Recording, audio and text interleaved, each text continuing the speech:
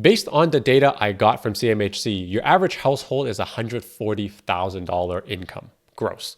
And to buy the average home, you're looking at 8 times that income. This is just not affordable for the average person who does not own assets. Currently at the banks, they will lend you 4 times your gross income, maybe 4.5 times depending on what bank you're going to and what your income and where your job is. So what does that mean? It means that unless you have more than 20% down, you are out of luck for buying a home unless the ratio falls under this line over here. Because the banks will only lend you at the 4 times amount of the ratio. And we are right now at 8.3 times. Meaning, for you to afford the average home without mom and dad help or a large down payment, you basically need to make 2 times the average household income. So if we're going from $139,000 to double that, you basically need to make a household income of $280,000 to buy the average household right now. It's his first day on the job, and Canada's new housing minister just flat out said, home prices should not come down. Yeah. If you're a home buyer, that's a massive red flag for what's to come. And the next 4 years could be a nightmare for affordability, and I'm going to show you exactly why. So let's jump right into it. Hi, my name is Zen, and if you enjoy my data-driven and number-crunching real estate updates, be sure to like and subscribe. So who did Mark Carney appoint as the new housing minister in his new cabinet shuffle?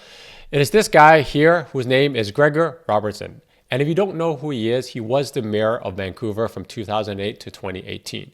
And on his first day of the job, when a reporter asked him if home prices need to go down, and this is what he said, no, I think we need to deliver more supply and make sure that the market is stable. This is a huge red flag. It's your first day on the job. You had one job. You're supposed to instill confidence for people about the market and how it's going to get better and that maybe prices will be more affordable for a lot of new home buyers. But nope, he did the exact opposite. And let's talk about exactly why. So you can see over here, this is a chart showing you the percentage of ownership of homes in all of Canada. And you can see that right here, about 67% of Canadians own their home. What does that mean? The new housing minister is catering to these 67% of Canadians, not the other 33% who don't own homes. And when you look at it across the board, you can see that in a lot of the major cities, you're still over that 67%. There's Ontario, there's Vancouver. He is trying to please the people who voted him in. And I've said in the past before, I really believe that the Liberals have power now because there is a larger voter base for asset owners, and if the Liberals were to come into power, asset prices will generally go up. And we're already seeing that, and it hasn't even been a month yet. And here is why I'm very concerned about my generation, the millennials, who are trying to start a family, and it's being very difficult. This is a chart showing Greater Vancouver area's average home price, and the box I have highlighted here in orange is when Gregor Robertson was in power. What did home prices for detached homes do in that period? Went right up. It almost doubled. What did homes in attached do? Attached being townhomes, for those of you in GTA. It went basically right up as well. What did condos, apartments do? It also went right up in that period that he was in power. As a whole, the entire market went up 89% in the decade that he was in power. Do we really think this guy is going to make housing more affordable in Canada? No, it's just not going to happen. Hey, it's me, interrupting myself. Ready to make a move? Just one free call, no hassle, but decades of experience to work for you. He goes on to talk more about we need to be delivering more affordable housing. The government of Canada has not been building affordable housing since the 90s, and we've created a huge shortage across Canada. I've talked about this a lot in the past. I'm going to reiterate again. The definition of affordable is subjective to who is reading this and who's watching this video. Affordable to, say, the average person maybe who is trying to start a family wants affordable ground-based homes, your 3 bedrooms, 2 washroom, 3 washroom type of homes, your towns, your starter homes that they can raise a family in and start laying roots where maybe they grew up. But from my understanding in all the data, affordable housing means socially subsidized housing as a rental, co-ops, and affordability for people to get in the market, but not necessarily as owners, but renters. So what does this all mean? If you're trying to buy your family home, This government is going to royally screw you over. And let me show you the data backing this. You can see over here, this is the number of purpose-built rentals that have been being built in the last decade.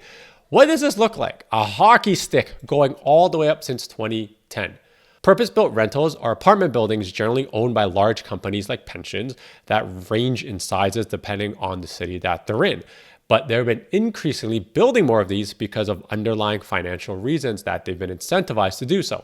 In Ontario, single-family homes, meaning the family home that you want to buy right now, the permits, meaning the number of homes that are going to be built in the future, is coming down. It is coming down, meaning that they're building less of these family homes. When we look at Toronto as a whole, look at the blue line over here for single family homes right now. In the 2000s, it was all the way up here at 30,000, and it's just been going downwards. It is not any easier to build these single family homes, nor are we building enough of them by this person's definition. And these affordable homes that they are delivering are not the ones you want to buy. They're not the family homes that you want to lay roots in. Do you know what we are building a lot of right now? Rentals, purpose-built rentals. They're on the rise. Do you know what else has been going up in the past decade?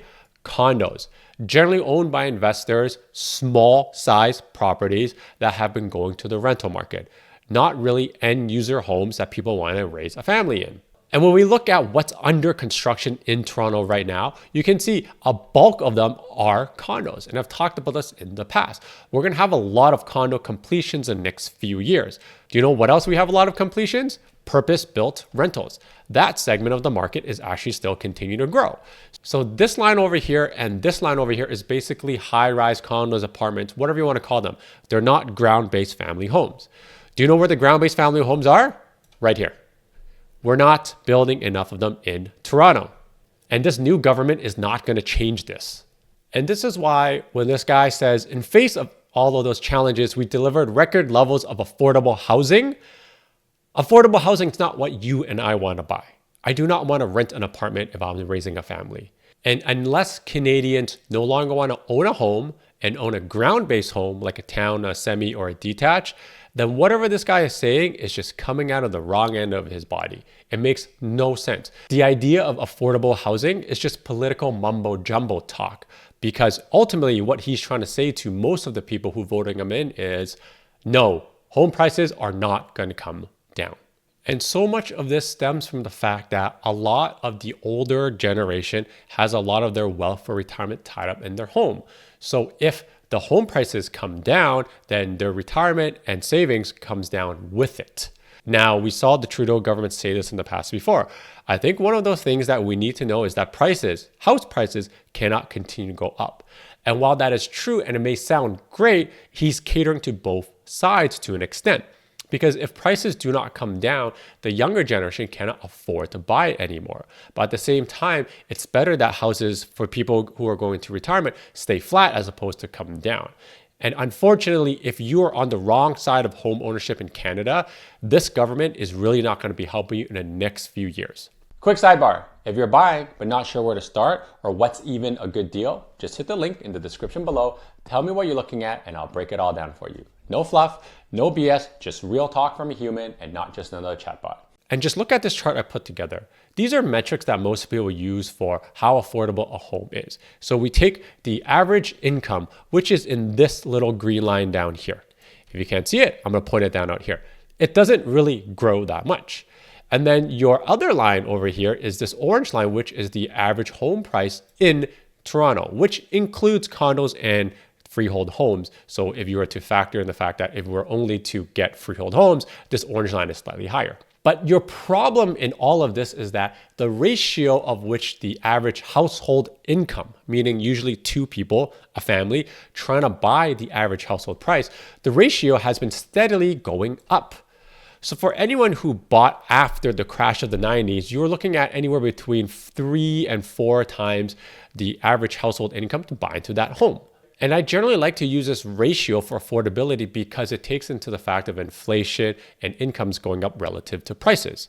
So you can see when we had the 1990s bubbles, that ratio went as high as 6 times.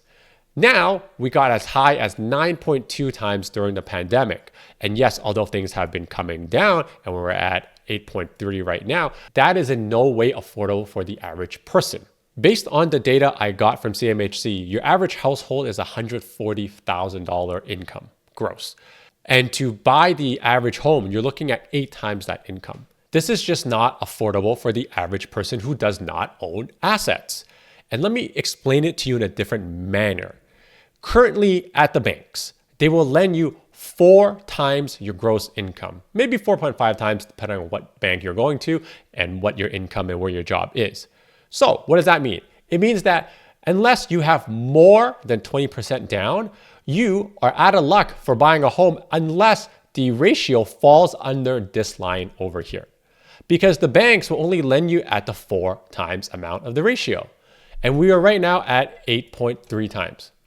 Meaning, for you to afford the average home without mom and dad help or a large down payment, you basically need to make 2 times the average household income. So if we're going from $139,000 to double that, you basically need to make a household income of $280,000 to buy the average household right now. Is that doable? Absolutely. You have 2 professionals, white-collar jobs in manager roles or director roles, they can easily make that. But is that most people? Unfortunately, not. And this is why even before the election, I made this video here that you should watch where it didn't matter whether you voted left or right, red or blue.